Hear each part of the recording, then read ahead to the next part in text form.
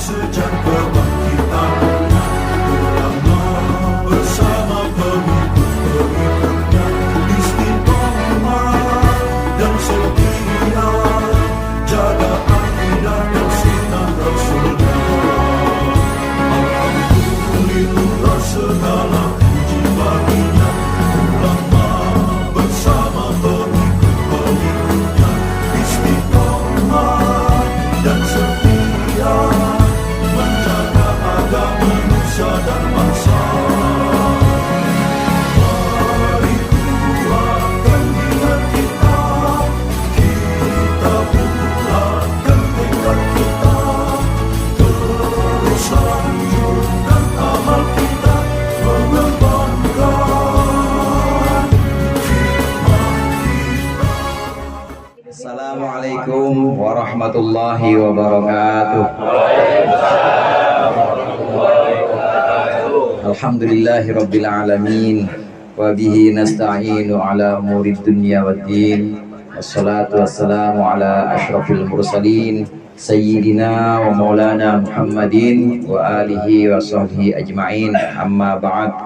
Hadratil mukarramin wal muhtaramin, al asatidah, para Ustaz Haji Muhammad Thahir, Ustaz Helman, segenap para hujjaj, Pak RT, segenap tokoh lingkungan, wabil khusus Sohibul Bait yang mengundang kita, Bapak Muji beserta keluarga, ibu-ibu yang baru tumben hadir malam, baru tumben ini. Al-Hidayah ada ibu-ibunya. Tumben baru datang ya. Ya Al-Hidayah maksud saya. Al-Hidayah kan laki semua, ini tumben ada ibu-ibunya. Mana rame banget lagi. Ibu-ibu sekalian, bapak-bapak, hadirin jamaah rahimakumullah. Malam hari ini kita hadir di sini untuk mendoakan almarhumah Ibu Suminah binti Senapu. Mudah-mudahan apa yang ada di hadapan bapak-bapak sekalian, makanan ini menjadi pahalanya, sedekahnya kita hadiahkan kepada almarhumah. Akan Allah sampaikan kepada almarhumah pahala sedekah makanan-makanan ini, dan juga tentunya bacaan-bacaan tadi yang sudah dipimpin oleh Ustadz Helman ini Allah sampaikan kepada almarhumah menjadi ampunan dari Allah dan juga menjadi hadiah-hadiah untuk almarhumah di alam barzakh nanti. Hadirin jamaah rahimakumullah, kita di sini mendoakan, selain mendoakan tentunya mengambil pelajaran, mengambil ibrah dari wafatnya almarhumah. Wafatnya almarhumah pada malam hari ini pada malam hari ini pas bertepatan hari ketujuhnya. Hari ketujuh insya Allah ini sudah melewati segala macam kesulitan-kesulitan yang ada di alam barzakh. Ahli kubur atau penghuni kubur itu mengalami masa-masa sulit itu pas malam pertama, Bapak-bapak. Ketika malam pertama ini mulailah para penghuni kubur ini mengalami kesulitan demi kesulitan. Tetapi ketika keluarganya, ketika ahli warisnya atau sahabat-sahabat sanak keluarga mengirimkan pahala doa, mengirimkan sedekah-sedekahnya kepada almarhumah, pada almarhum, maka insya Allah hari pertama dan seterusnya itu akan Allah berikan kebahagiaan di sana. Amin. Saya tahu dari hari pertama di sini udah tahlilan, betul? Maka ini insya Allah jadi penerang jalannya almarhumah, dan nanti akan Allah berikan hadiah demi hadiah ila yaumil kiamat, sampai hari kiamat nanti. Kesulitan yang paling berat itu ketika malam pertama. Kemudian malam kedua, malam ketiga, apalagi di sini keluarganya Pak Muji dan juga anak-anaknya termasuk orang-orang yang terus mendoakan. Insya Allah itu Allah beri kemudahan nanti almarhum di sana. Yang jadi permasalahan kita yang hadir di sini, yang jadi permasalahan kita yang tahlilan di sini, bagaimana nanti kita menghadapi seperti apa yang dihadapi oleh almarhumah. Kan boleh jadi ibu-ibu duluan, kita belakangan, bapak-bapak. Di mana-mana bapak-bapak duluan. Ya biar adil dan saya balik. Ya boleh jadi bapak-bapak yang belakangan, ibu-ibu duluan. Iya, bagaimana kita menghadapi apa yang dihadapi oleh almarhumah? Ini yang jadi permasalahan. Ketika kita tidur, itu ruh atau jiwa kita dipegang oleh Allah. Allahu yatawaffal anfusa hina mautiha wallati lam tamut fi manamiha. Dalam Al-Quran Allah jelaskan ini. Allah lah yang memegang jiwa. Allah lah yang memegang roh orang-orang yang sedang tidur dan juga orang-orang yang sudah meninggal Allah pegang. Fayumsikul lati qada 'alaihal mauta. Maka untuk orang-orang yang memang sudah Allah tetapkan kematian, Allah pegang selamanya ruhnya ini, tidak Allah kembalikan lagi ke jasadnya. Wa yursilul ukhra ila ajalin musamma. Tetapi yang memang Allah biarkan, yang memang belum Allah tetapkan kematian, Allah balikan lagi. Bangun jam 3:30, bangun jam 4:30, bisa menyaksikan lagi keluarganya, bisa kumpul lagi dengan sanak kerabatnya. Tetapi kalau sudah Allah tetapkan kematian, maka ketika tidur pun itu Allah pegang dan kemudian tidak Allah kembalikan lagi ke dalam jasadnya. Ini semua ada dalam genggaman Allah, Bapak-bapak. Semuanya ada dalam genggaman Allah. Terserah Allah. Allah bisa mengembalikannya ke dalam jasad kita, atau bisa Allah tahan sehingga Allah kembalikan nanti. Kapan itu dikembalikan? Hadirin jamaah rahimakumullah. Ketika seseorang wafat, saat seseorang sudah terpisah, ruh dengan jasadnya sudah dipisahkan, maka jasadnya ditinggalkan oleh ruh, dan ruh ini diantar oleh para malaikat. Diantar menghadap pada Allah, diantar untuk menyaksikan buah-buah dari amalnya. Kalau amal perbuatan buruk, ya buahnya di sana buah-buah yang buruk. Kalau amal perbuatannya di dunia ini perbuatan yang baik, kayak orang sini, amin. Maka insya Allah nanti yang dilihat di sana hasilnya adalah yang baik-baik. Amin. Seberapa lama malaikat mengajak jalan-jalan? Seberapa lama malaikat mengantar ruh ini menghadap Allah, kemudian menyaksikan balasan-balasan, menyaksikan hasil-hasil perbuatannya? Ya kira-kira seukuran jenazah atau mayit itu dimandikan. Berapa jam kira-kira kalau dimandiin itu, Bapak? Kalau mayit dimandiin kira-kira berapa jam? Ada sejam dah kira-kira. Ini sejam ruhnya dibawa oleh para malaikat menghadap Allah, kemudian dibiarkan oleh malaikat untuk menyaksikan perbuatan-perbuatannya, menyaksikan sholat-sholatnya, menyaksikan sedekahnya, menyaksikan puasa wajib maupun puasa sunnahnya, menyaksikan baktinya kepada orang tua atau baiknya kepada tetangga. Itu catatan orang sini semua itu yang bagus-bagus. Termasuk almarhumah ini ketika dimandikan, ini ruhnya dibawa oleh malaikat untuk menyaksikan amal-amal perbuatannya yang baik-baik menghadap Allah. Nah kemudian selesai dimandikan, Allah izinkan para malaikat itu untuk mengantar kembali roh almarhumah, roh almarhum diantarkan lagi ke rumah. Di situ dia mulai melihat, itu badan saya. Kenapa saya kok nggak bisa masuk lagi ke situ? Itu badan saya, kok saya mau masuk ke situ nggak bisa. Dia lihat badannya di situ, bapak-bapak, dia lihat badannya itu lagi dibungkusin kain kafan. Kain kafan yang dibuat di pabrik. Ini boleh jadi kain kafan kita sudah ada tulisannya dan sudah siap untuk mengkafani kita besok. Ada itu jatahnya. Ini kain kafan yang ditulis di pabrik, ini udah ditulis, ini buat siapa dan akan membungkus kapan bungkusannya. Itu udah Allah persiapkan. Mayit rohnya ketika jasadnya dikafani oleh orang-orang, maka dia menyaksikan.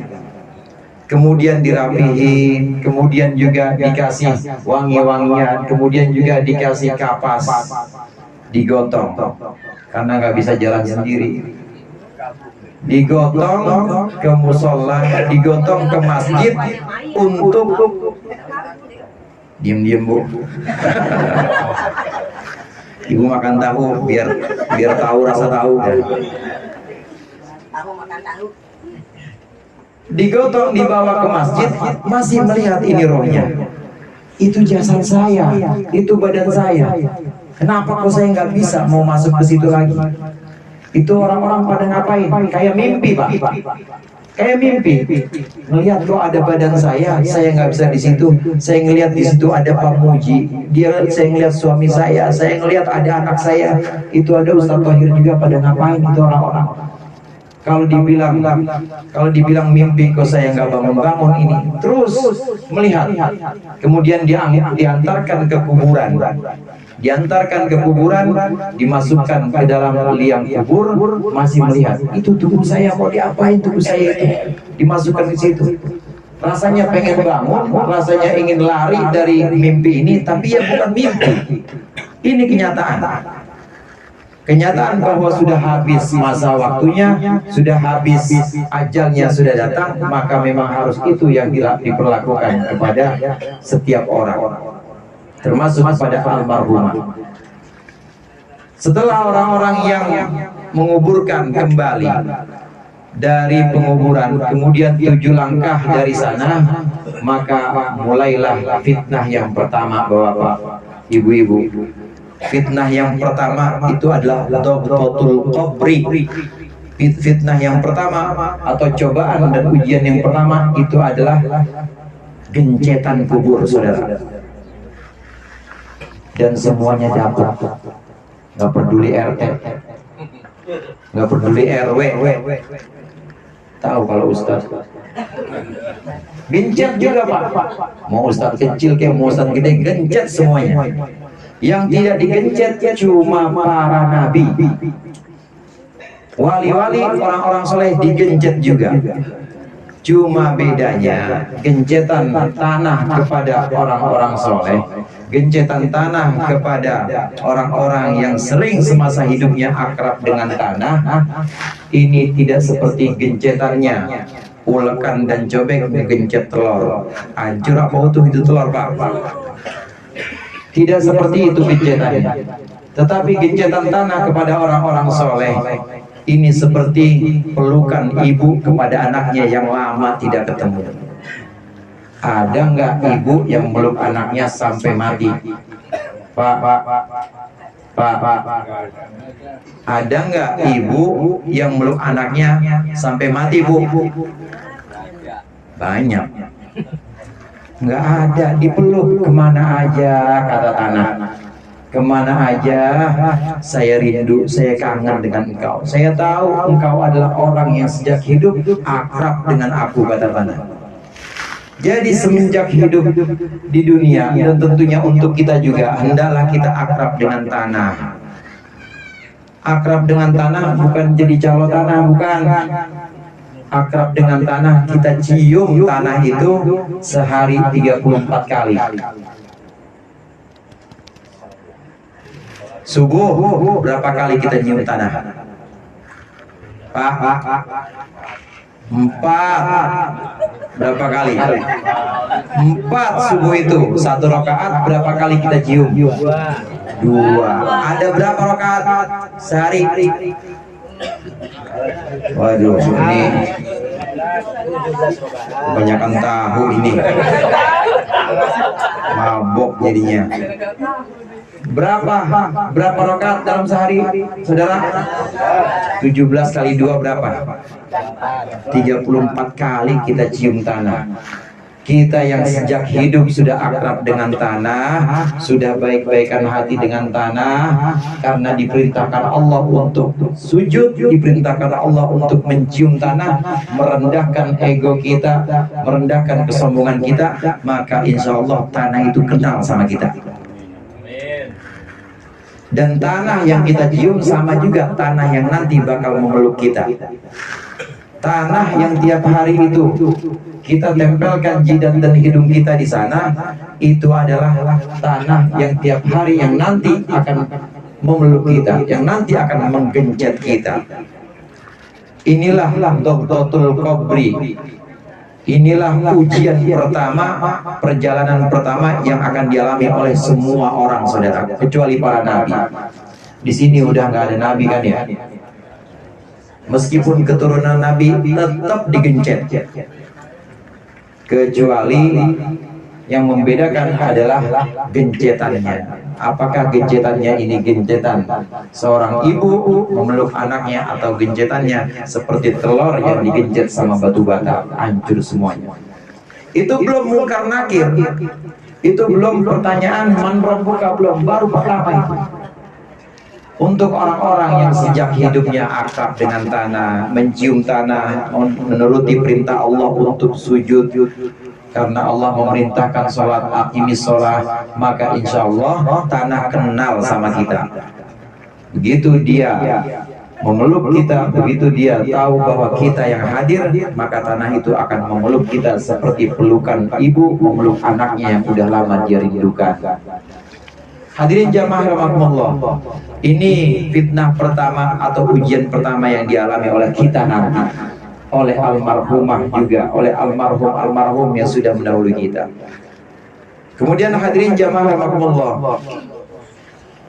ketika sudah sampai waktunya, ketika sudah sampai ajalnya, maka ketika sudah sampai ajalnya, perjalanan tadi ketika digotong kemudian menyaksikan jasad sampai sudah Allah izinkan orang-orang semua pergi dari penguburan, kemudian masuk kembali, baru bisa masuk ke dalam jasad.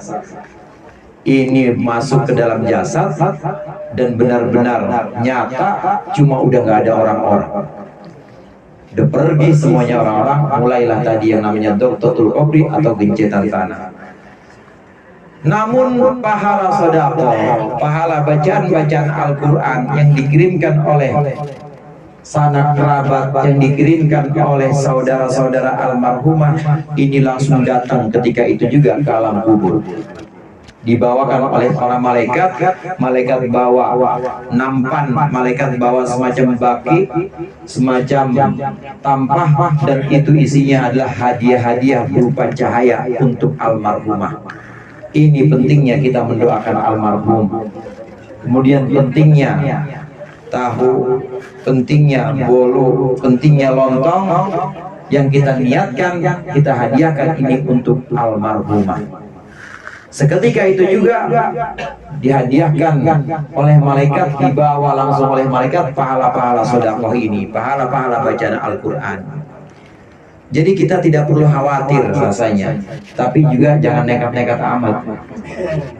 Artinya insya Allah kalau kita yang hadir pada malam hari ini sering hadir ke majelis-majelis tahlil, insya Allah nanti kita akan dikirimi juga doa-doa tahlil. Mau duluan apa, Bu? Bu.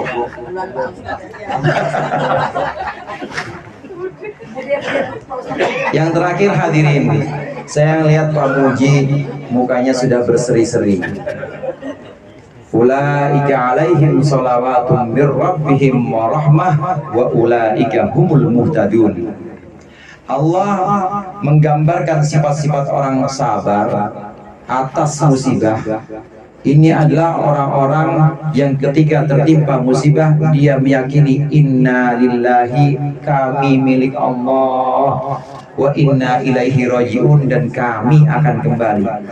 Kenapa kok kami, bukan saya, padahal Pak Muji doang?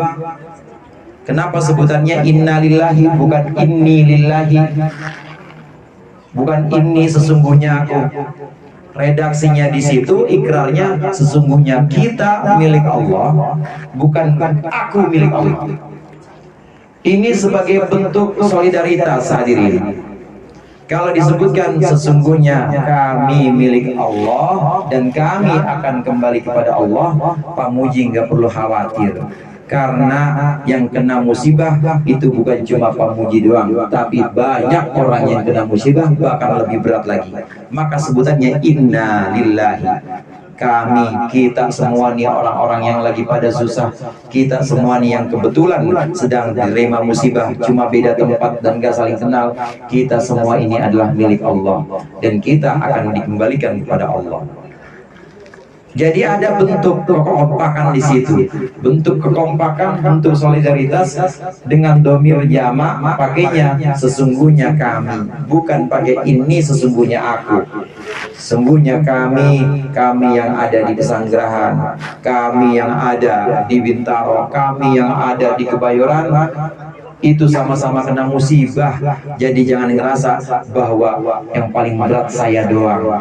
Banyak orang yang kena musibah, dan yang paling benar dan yang paling kuat adalah orang-orang yang senantiasa mengembalikan bahwa kami milik Allah dan kami akan kembali kepada Allah. Kenapa saya bilang tadi Pak Muji sudah berseri-seri? Orang ketika lepas dari musibah hadirin, maka dosa-dosanya sudah habis semuanya.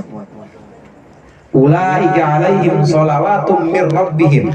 Mereka orang-orang yang sabar, itu adalah orang-orang yang atas mereka ada sholawatum mir rabbihim, ampunan-ampunan dari Allah. Hadirin rahimakumullah, bentuk sholawat itu bentuk jamak.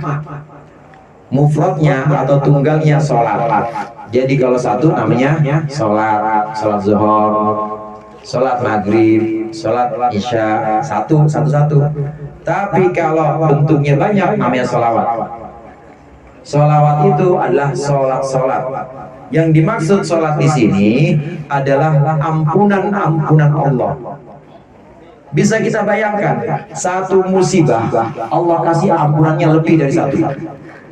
Musibah kematian, ditinggal sama istri, musibah sakit misalnya, atau musibah bencana alam misalnya.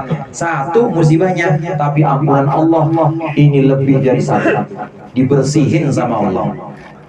Jangan kira Allah memberikan takdir musibah itu sia-sia. Sedang Allah bersihkan kita yang kena musibah ini, sedang Allah cuci. Saat sudah bersih, maka Allah berikan rahmat Allah. Ulaika alaihim shalawatum mir rabbihim wa rahmah. Oleh karenanya urutannya magfirah dulu, urutannya ampunan Allah dulu untuk dibersihin. Untuk